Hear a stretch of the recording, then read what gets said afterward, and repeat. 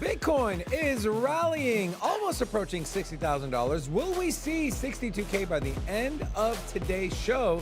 We have a poll up. Make sure to cast your vote. Also, with Bitcoin rallying, as are some altcoins, which altcoins are a good time to enter now, whether it's in a swing trade, a long-term hold, or just to take some profits? We have our favorite picks that we'll share here with Forrest, who will be joining us in a little bit as well. We're going to take a look at the markets. We're going to talk about a new token launching on Monday and whether you should stay away or potentially add it to your radar. We're going to talk about Solana. As the meme coins, if they are not rallying, is Solana a dead chain? Some people are saying yes, others are saying no. We'll have that discussion and much, much more in today's episode of Sin City Crypto.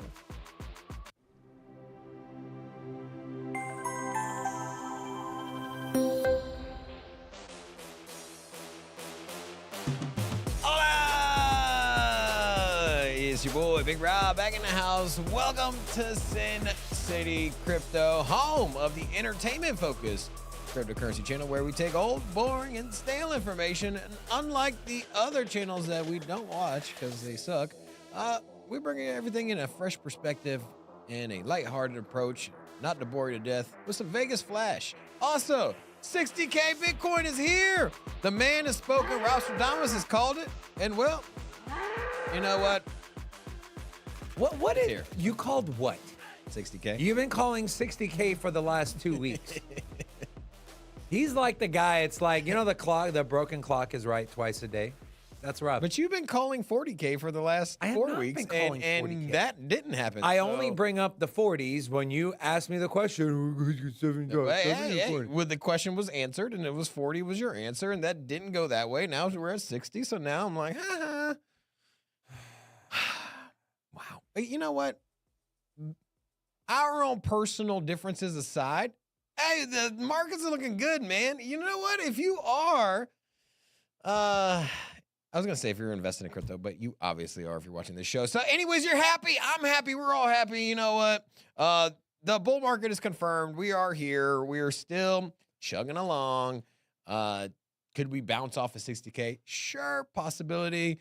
But realistically, let me guess, we're not going under 60K again once we cross it. You know what? I can't say that. I can't quite say that yet. Oh, yeah. But you know, it is refreshing to see that we're back at 60K because you know there were slight concerns over here. You know, realistic ideas that you have a longer term pullback and get down to 40K. But you know what? I think that we can throw that in the rear view. That ain't happening no more. So let's go. We have Forrest joining us. Forrest, welcome back. It's been a couple of weeks. We missed you, man. How you been? I've been good. It's always good to see the market ripping. It's like you come back to the show and the mood. market rips. What is going on? Yeah, exactly. You bring me on more often. I know, right? You just join us every day, right? So some people might be saying, well, why is Bitcoin going up? Well, maybe correlated, maybe not correlated. The sailor's at it again. Another $1.11 billion of Bitcoin has been bought, 18,300 to be exact, at a price of $60,400 per Bitcoin. Now, this was announced when Bitcoin was under $58,000. So it looks like they paid a premium. And currently, as of today, MicroStrategy holds 244,800 Bitcoin, acquired for just shy of $10 billion at an average price of 38,585. They own 250,000 Bitcoin. I mean, Not exactly. just a touch shy, but basically they own 250,000 Bitcoin. Kind of crazy when you think about it, because only 21 million Bitcoin will ever exist. Currently, there's a little over 20 million right now in circulation, or have been mined, and there's an expected 3 to 4 million lost, right?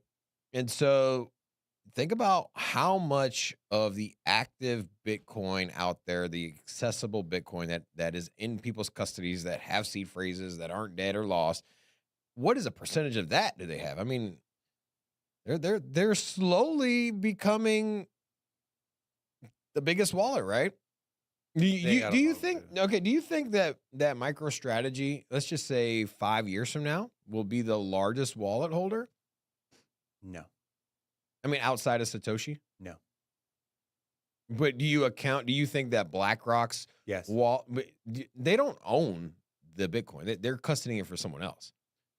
So they don't So you're own. talking So, about- so I'm you're just talking saying, about the what? largest 5 years from now, they're going to be the largest holder of Bitcoin.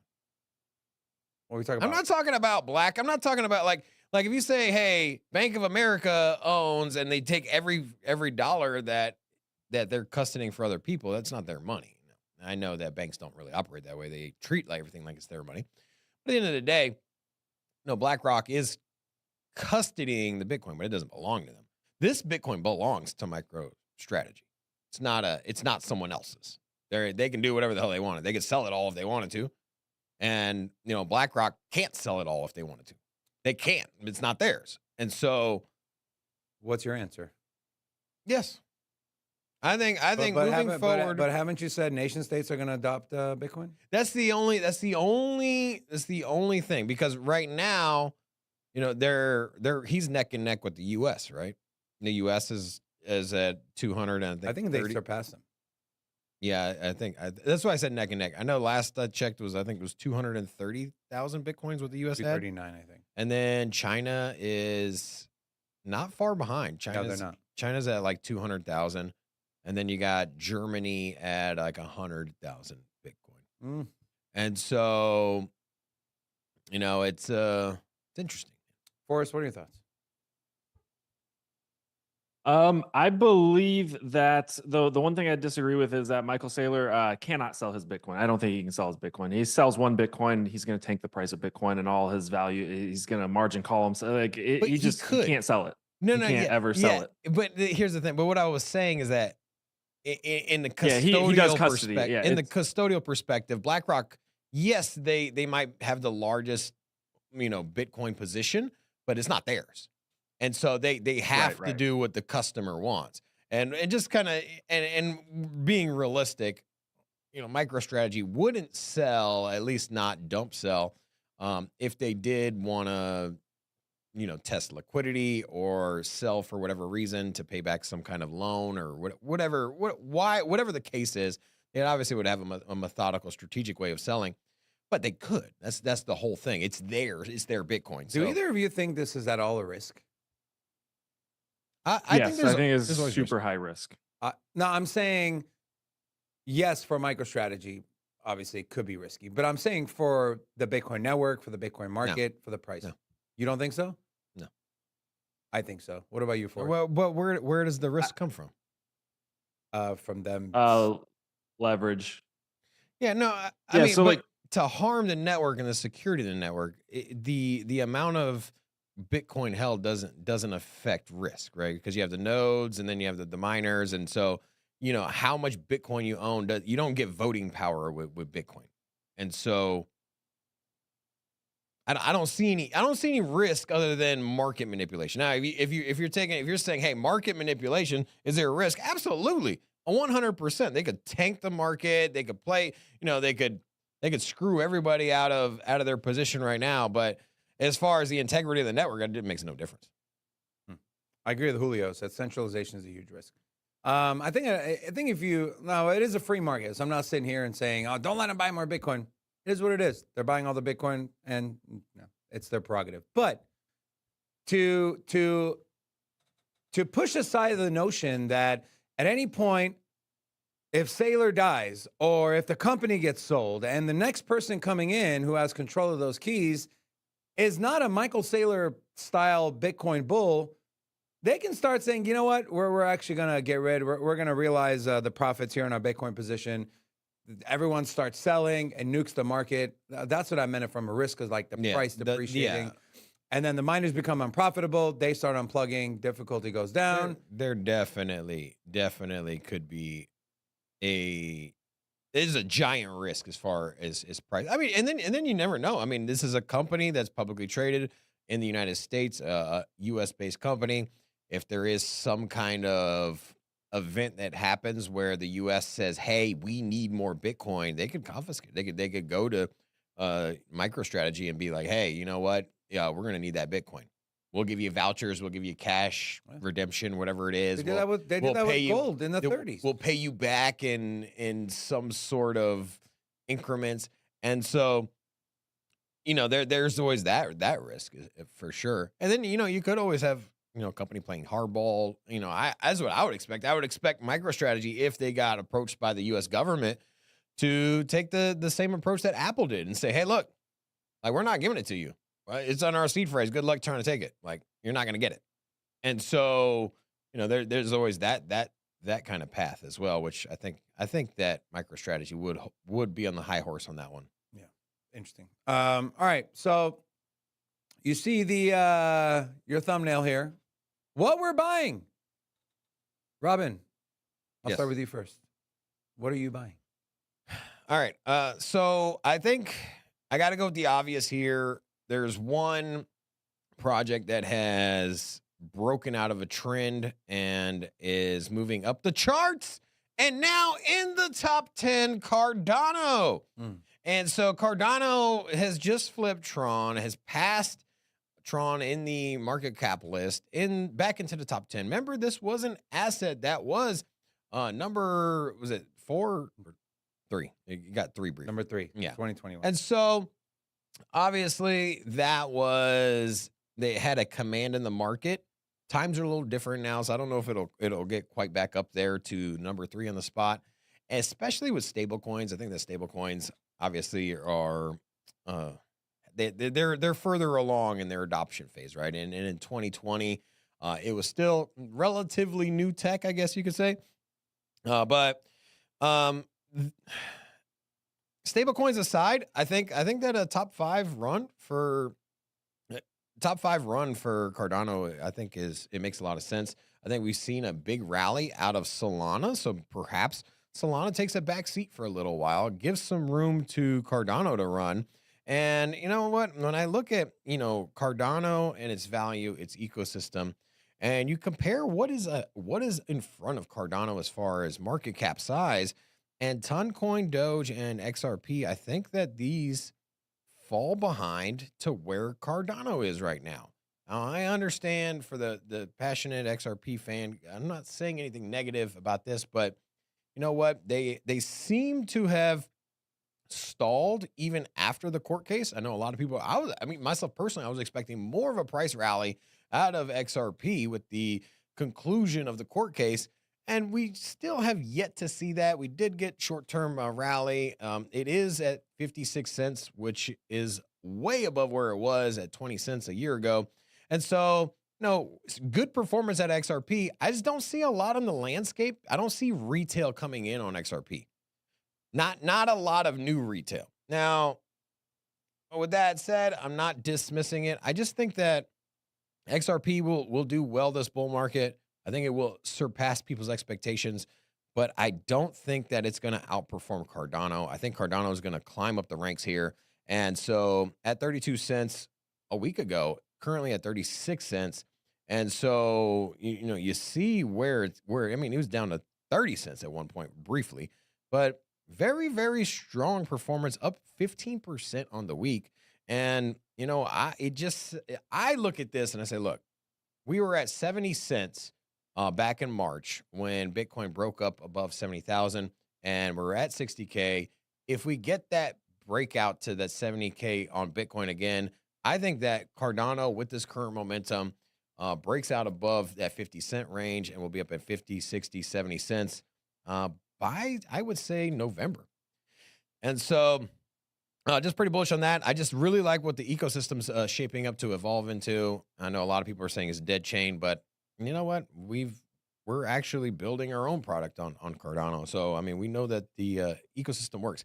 All right. And then my second is Hedera. And so HBAR this year has not had that big pump. Now, Hedera did have one big pump. Not this year, not compared to everyone else. So it's March run up. So it went from 4 cents. And then in March, when everyone else was really just crushing it, it got to 12 cents, right? It's a 3x. It did from 4 to 12. it's back down to back down to 5 cents. And so it's about a 2x away from where it was. I just think that there's more explosive upside, and for a project that is all the way down around number 50 on the market cap list, I would expect more upside volatility in a bull market when all the other projects were pumping. So I think it definitely underperformed a lot of the alts that we were keeping an eye on, and so ultimately, I'm very bullish on Hedera. We just haven't seen a big breakout. We haven't seen it climb up the ranks this bull market yet. And if anything, it's kind of slipping. And I asked myself why. Because, it has the major partnerships, it has the great team behind it, it has use case and utility. It kind of checks a lot of the boxes. And so for me, I think that, hey, if there's going to be one project to climb up, I think it'll be Hedera. And its lack of movement lately, I think, is an indicator that it's probably about time for Hedera to get a big pump as well. So those are my two. Before I go to Forrest, I want the chat to participate. What is your one or two altcoins, whether it's a coin you already have in your portfolio, whether you're a big fan of this community? I want you to take that out of it, and I want you to think about whether it's narrative driven, whether it's something you see on a chart. What is one you think is getting ready to rally? Put your one or two in the chat, and we'll highlight a couple of those. Forrest, which ones do you have on your mind, my friend? Yeah, and I'll pull up a chart just for at least the XRP one, because I think the chart is really the case for it. First I'll actually say, without going over chart, I think Uniswap, Lido, Aave, basically old school Ethereum DeFi, and ETH in general, I'm pretty bullish on. I think it's going to start outperforming as we go into lower rate environment. As the Fed cuts rates, you're going to see yields on treasuries drop. And when yields on treasuries drop, say they drop to 2-3%, whatever, and it becomes harder to get a yield on your money, I think you're going to see more money move on chain, more money move on to Ethereum, into Aave, into LP pools on Uniswap, searching for higher percentage yields on their money rather than just sitting in like 2% treasuries. So that's the case for like Uniswap, Aave, Lido, Ethereum. But I think I'm very, very bullish on XRP. Big fan of XRP. I think the case resolution is going to have potentially be the catalyst or the spark for this thing to really take off. The judgment was made, but we're still in like this grace period where the SEC has like 20 or 30 more days to potentially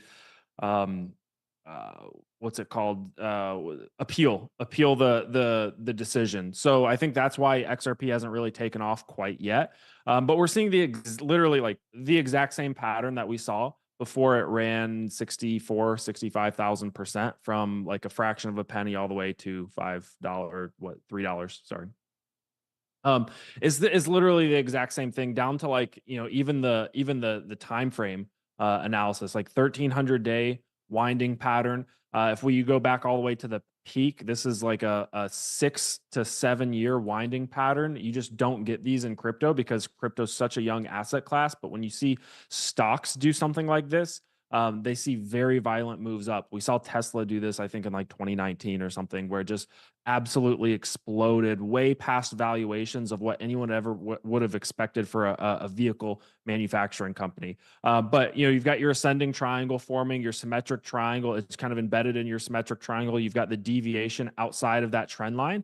And if this gets revalidated up above 75 cents, I think everybody, once XRP is over 75 cents, I think everyone's going to think that they missed the trade. And I think that is like the entry. That is like where the trade's just getting started, where if you see XRP take out and hold above 75 cents, this thing's probably about to rip to at least $2, I think potentially higher. I've got very, very high potential targets for XRP. You also have Grayscale adding an XRP trust recently, which I think is a very clear step towards an ETF for XRP. And I also think that XRP and Ripple in general become a more attractive buy for TradFi, in large part because I think as we move into late stage crypto, as we move into the point where maybe we get a Bitcoin strategic reserve, there's governments buying crypto, government supporting crypto. We move into banks adopting crypto. Again, Ripple has tons of partnerships with banks all over the world, but as we move into this institutional and government adoption of crypto, I think Ripple is really sets themselves apart in their ability to outperform other cryptocurrencies in gaining favor and adoption from institutions and governments. I think it's very difficult for something that is truly decentralized in the sense that, the Ethereum Foundation. I think the Ethereum Foundation is going to lose or not be as, and I'm not bearish on Ethereum, but when it comes to garnering institutional favor, I think Ripple is going to do a very, very good job at that. So, once question this election. Forrest, do you think so? Yep. You think that if nations, because we actually obviously have this nation state adoption kind of on the horizon, right? And I think it's more of a matter of not if, but when nation states start getting exposure to Bitcoin. Do you think that, hey, we go to Bitcoin and then they diversify, start picking up other stuff, or do you think it's kind of like, because there's no stockpile of other lesser commodities for the U.S. So there are exceptions, but generally the U.S. has gold and oil, and they're not stockpiling copper, for example. And do you think that the U.S. and other major countries would get a position on other cryptos outside of Bitcoin? Because I don't really know where I land, but I think that I'm like, hey man, hell no. So you think it's just? You think they're gonna hold fucking Ethereum as a reserve asset? No, that's what I'm saying. No. That's my question. Absolutely not. You don't think so? Hell no. No, so you might have Bitcoin used as a reserve asset, but XRP would be totally different. It's a payments protocol. It's like, here's a relatively recent headline. Japan's central bank officially announces that every bank in Japan will adopt XRP by 2025. Right. So it's not, like they're not holding Bitcoin to do payments on the Bitcoin network. They're not holding Bitcoin they're holding it as a strategic reserve asset if they buy it. Right. You could, argue that some countries might do trade in Bitcoin. When it comes to, Russia buying oil in Bitcoin, Russia, and China doing trade in Bitcoin. Sure. For like large volume transactions. But when it comes to cross-border payments and remittances, I think XRP is, the network that probably dominates there. And they're already partnered with just like a ridiculous amount of banks, Japan adopting them in 2025. Really though, like that's a legit headline. That's a headline. The banks are going to yeah, I can share the article here. Japan, so this is on CoinMarketCap. Japan central bank officially announces this was on about 25 days ago. Announces every bank in Japan will adopt XRP 2025. Now, replace this headline with like any other cryptocurrency, and you would like instantly buy it. Like if you said every bank in Japan will adopt Bitcoin or Ethereum, like insert cryptocurrency there, literally any other cryptocurrency, you would be like super crazy bullish. So I don't fully understand why everyone's not super crazy bullish on, why do you think that is though? If you had to take a stab at it, why do you think that is? I think a lot of it has to do with lack of clarity on this SEC case, and I think the case is over. Historical compression of price. I think price drives sentiment. So I think once XRP starts outperforming, and technically like if I go to this chart, XRP actually. So the major what's the major consensus trade of 2024 that everybody's been a big fan of? Solana, right? So we've actually seen XRP in the last since May outperform Solana by 50%. So if you held XRP since May versus holding Solana, which everybody's been holding Solana since May, everybody's in on the Solana trade. It's the most crowded trade in crypto right now. You have underperformed XRP by 50%. So it's already starting to creep up. It's already broken this massive downtrend that it's been in. So once XRP gets over 75 cents, once it starts outperforming to the upside a little bit, everybody's going to crowd in and do their research on XRP, and then it probably takes off. I agree with kind of what you were saying. I think that what got lost in that particular headline or that news article is the fact that that's what XRP does, right?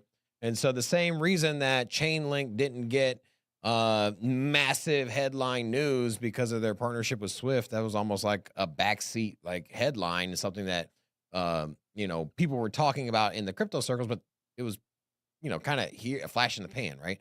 And that was because that's what Chainlink does, right? Or if Chainlink all of a sudden becomes an Oracle service for another chain, it's like, okay, cool, that's what they do.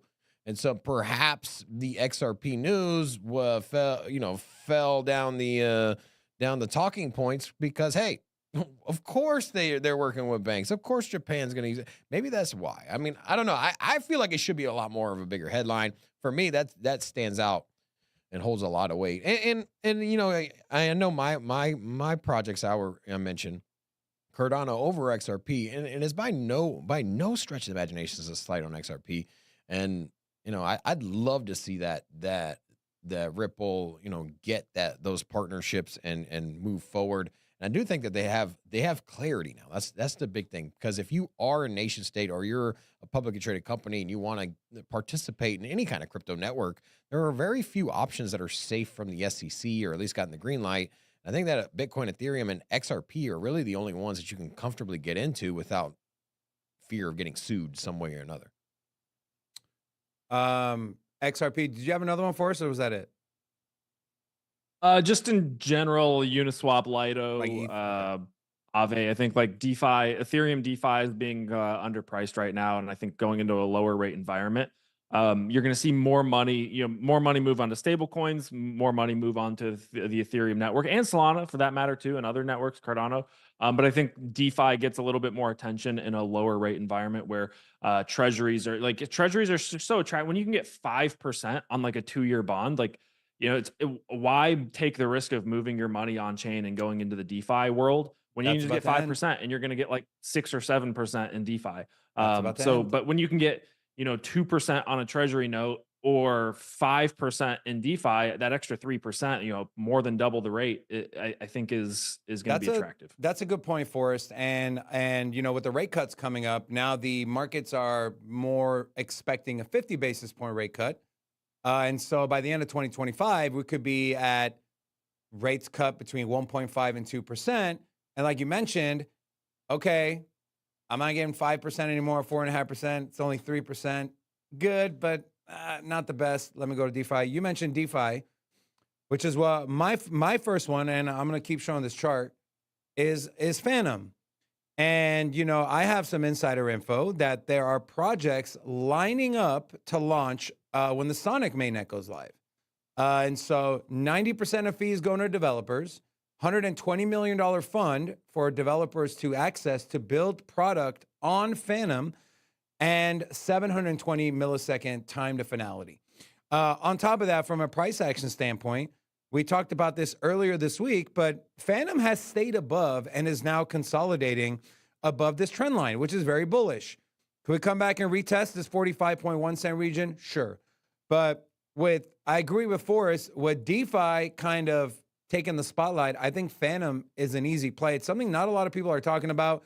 It's not the sexy play. It's been around for a while, but they do DeFi really, really good. And when Phantom moves, it moves, right? Like Phantom, like you don't see it. What do you think about the Phantom proxy, like say it's like Spooky Swap or something? Yeah, I would rather, because Spooky Swap did very, very well when Phantom was on its upswing. And I know that one thing that's really stood out early in this market has been the DEX performance. And so look no further than Solana, Jupiter, and then I think that will you see something comparable out of the DEXs on say Phantom or the DEXs on Cardano? I don't know. I think DEX plays right now, and I think that's why Forrest mentioned Uniswap. I don't know. Maybe something to, if you're gonna put a Phantom play, I'm not saying like pick one or the other, but I think if you're gonna do a Phantom play, maybe take a 70% position on Phantom, 30% on its major DEX. I think might be something that would probably be a strategy I would implore. For you, Forrest, would you put say 80% position on ETH and 20% position on like Uniswap, or are you more conviction on one side or the other?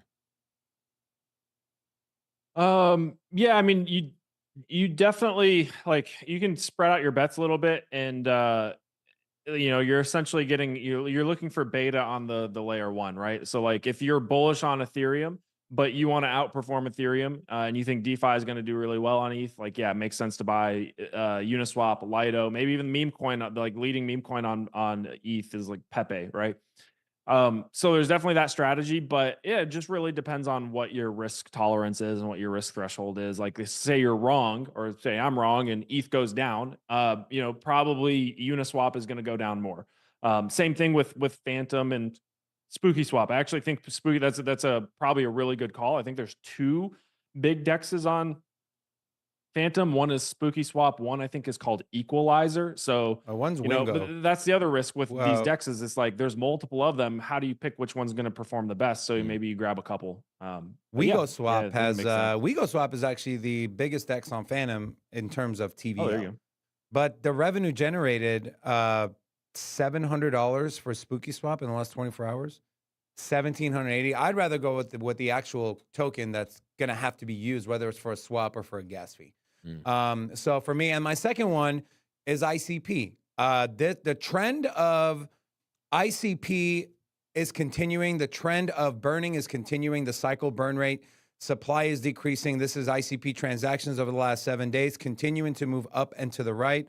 If I go out of this one and you go to the total supply, you can see here, no, not total supply, the cycle burn, the total burn. Here you go. Total burn over the last 7 days, it is still going up. You go over the last month, it just had this massive move to the upside, and it's caused price action. And then we take a look at ICP's price. Oh wow! When I saw this earlier, this was a red hammer. But this zone between, let's just call it $7 and $9. ICP's kind of chugged along in the zone with one deviation really above it, came back, broke down. But I think if we break this zone here, we're going straight to $11, $12. And I think if things continue the way they are on the ICP network, I think they're hitting like 60 blocks per second.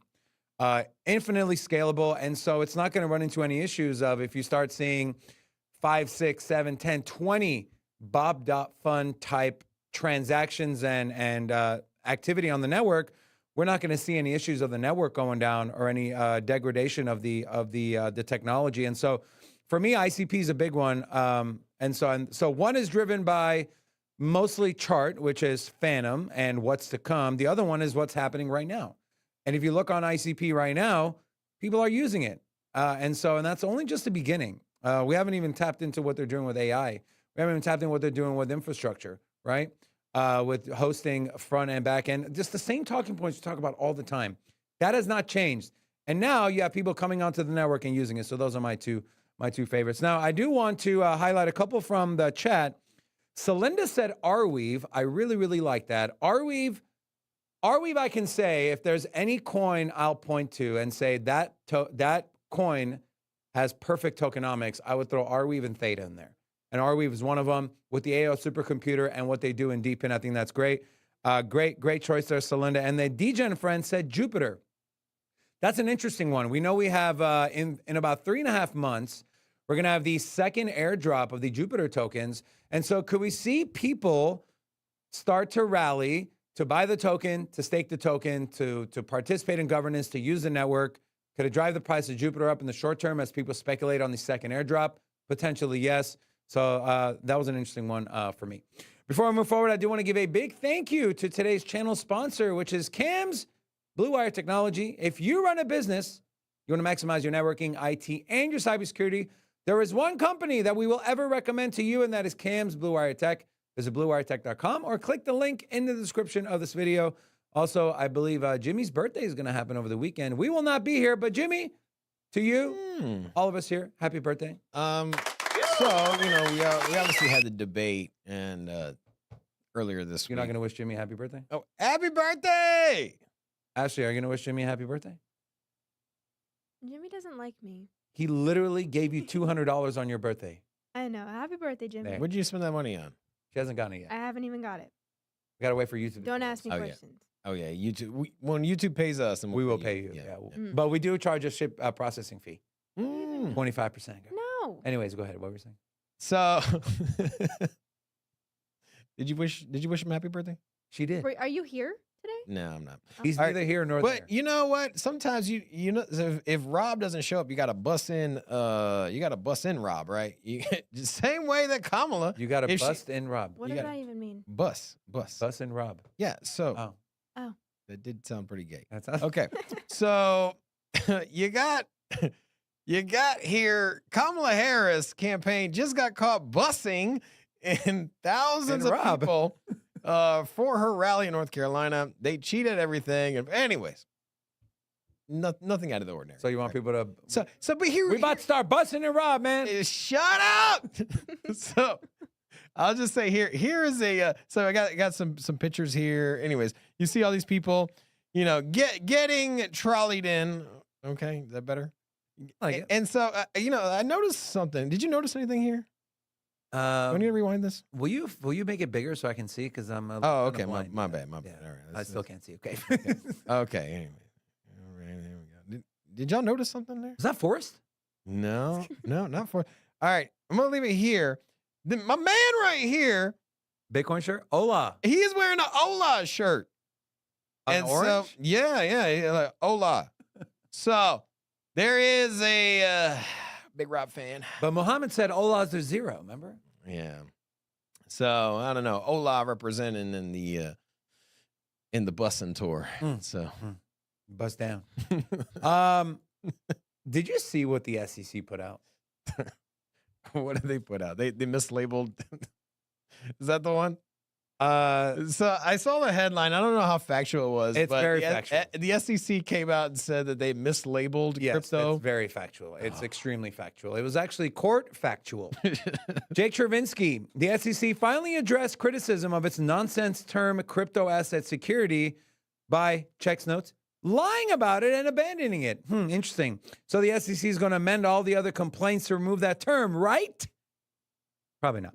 I genuinely can't get over how insane this is. The SEC used the term crypto asset securities 8 times in the eToro settlement order they issued on the same day they told a federal court that they wouldn't use it to avoid confusion.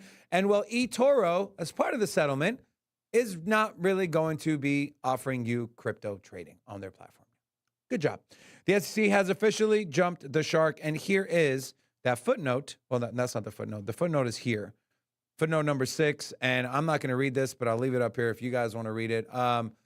Forrest, you think this changes anything? Also, we got news today that Kraken is asking for a trial by jury in their SEC case. Should be interesting.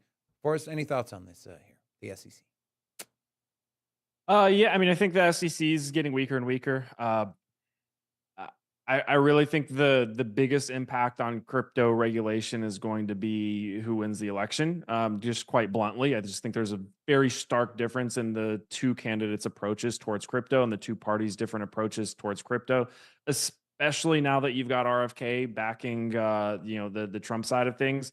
I just think that you get a very, very, very pro crypto party and pro crypto administration if Trump wins. And I think, the plans to fire Gary Gensler on day one. I think SEC also is, or Gary Gensler is being investigated now for his hiring practices being, impartial.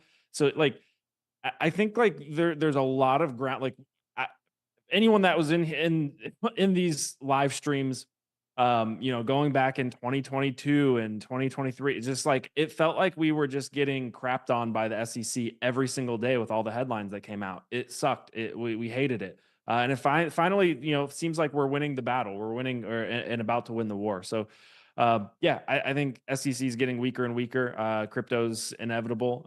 Crypto's here to stay. So, yeah, we'll see. We'll see what happens. But weaker and weaker by the day from Gary Gensler and the SEC.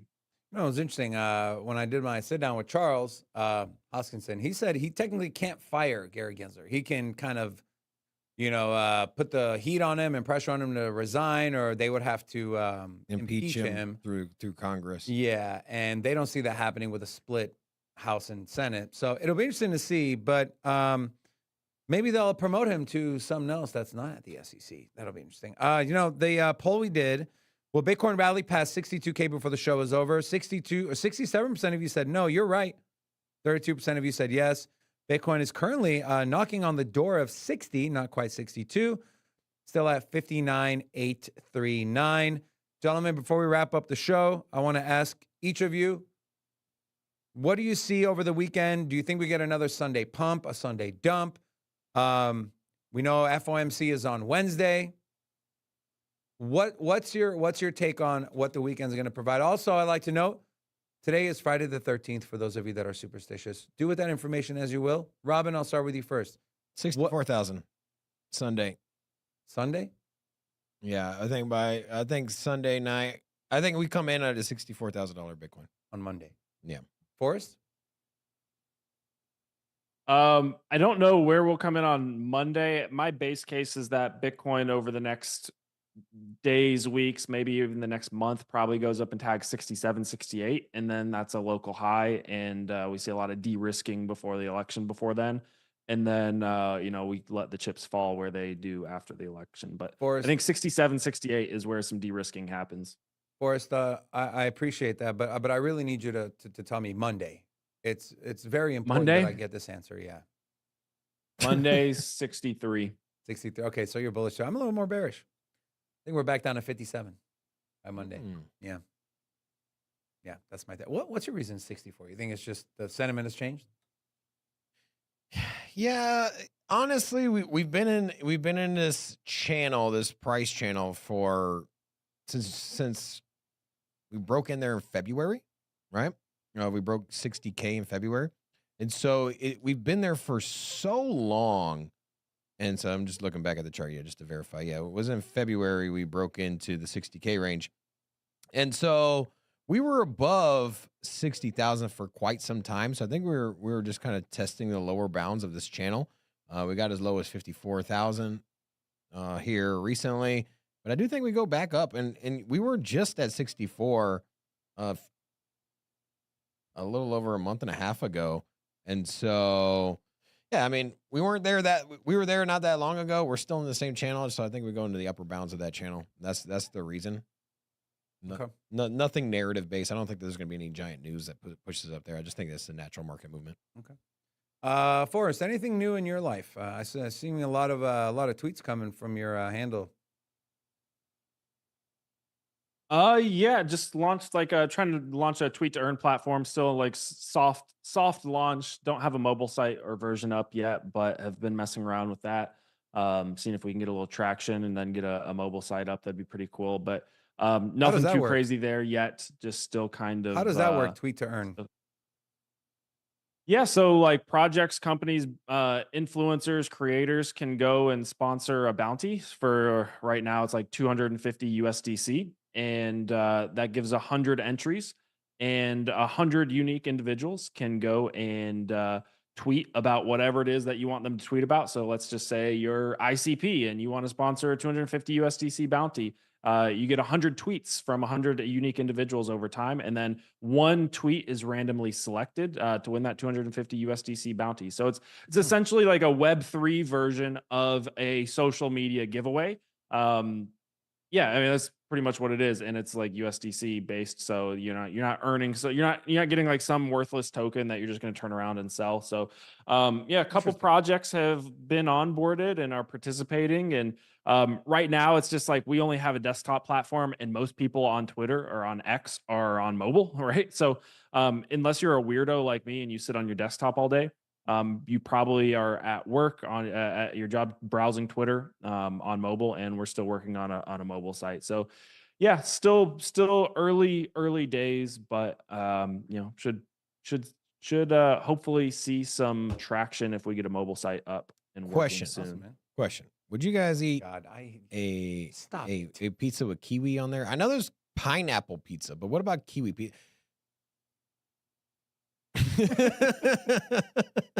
What about a nice pizza with pineapple and cat pepperoni? What about you say cat pepper? Cat pepperoni. Cat. What about you, Ashley? Would you eat No. a kiwi pizza? No. You're a fan of kiwi, aren't you? Do you like kiwi? I'm I'm wearing a allergic to it. pizza. Why are Oh, you you're gonna allergic. put But I everything do on like it. pizza? Not a fan of It's kiwi. really good. I really said do like psych. it, but it does. So close you're my throat. allergic, but you still enjoy it? Yeah, course. she just has to take a Benadryl. I do. Mm. Yeah, Yeah. yeah. Yeah, I think the consensus here is definitely a no. I want to I don't know. think you're supposed to cook. I want to the know people why you that want to are- put everything in the pizza. Put it somewhere else. There is find something else. A I will frame. say Put it somewhere else. I for don't the know. In a people taco. Put it in watching- a taco. Why you gotta put it in a pizza? You see these Kiwi memes about tacos. Italians getting mad about the like food, and it's I mean, so true. I mean, yeah, no. Rocco legitimately gets pissed off. Yeah. So good job, Robert. Yeah. Way to send him into his weekend mad. Mm-hmm. Anyways, Rocco, I'm gonna try to cheer you up before we leave. Okay. I would say so. I'm interested in how many people watched all the way to the end that aren't live. And so, if you have watched this post live, or if you want to comment after this, What is the fuck? put a 1 in the chat if you would I've eat watched this pizza, and put a 2 in the chat or in the messages if you would not eat this pizza. I'm curious. Let's start a debate on the comment section for this one after the. Should be a real good debate. I just want to know, man. I want to know. There is gonna be 0 people that say yes. Where have you even seen that? Has it ever been on a pizza topping menu? I'm putting my message right now. As long thought as Rocco- you peel it before you put it on there, I think you're good. No. Oh, you got Okay. now you I mean, steal it. it's All right. got the same Okay, flavor okay. profile. It's sweet and tart, bro. Just like a Rocco, pineapple, just- man. just Rocco, It's the same thing. It's not the same Thank flavor. you. Take your headphones Sweet off. and Yeah, he's leaving. He put his 2 weeks in. Chase, just cut to the outro. God. Guys, thank you so much for tuning in. We appreciate all of you. A big thank you to Forrest for joining us. Have an amazing weekend. We will see you guys back here on Monday. Love you guys. Peace. Ciao, tu. Sin City, crypto. In the Everybody know beat. what we here for. Entertainment and info. Gonna show you how to get that big dough. So every day stay tapped in. For big facts, no capping. With Bitcoin, if you're in, then you win. We divide the pie with no fractions. It's Big Rob, David. I spit the game, but they gave it. Name the coin that's your favorite. I got dry powder, why save it? To the OGs, new beginners. Special shout out to the well members. Buy a dip, sell winners. Ain't really nothing you can tell sinners. Tune in for the latest new flavors. They gonna teach us mean coins. They polarizing like barbecue chicken pizzas. I laugh with a major grin. Laggers, we trade them in. Baddies, they came to sin. And sinners gon' play to win. Screaming, hola, till my bags are flowing over. Hold ya to the moon and to the solar. Won't I? Don't be letting FOMO control ya. It's over when the finger turn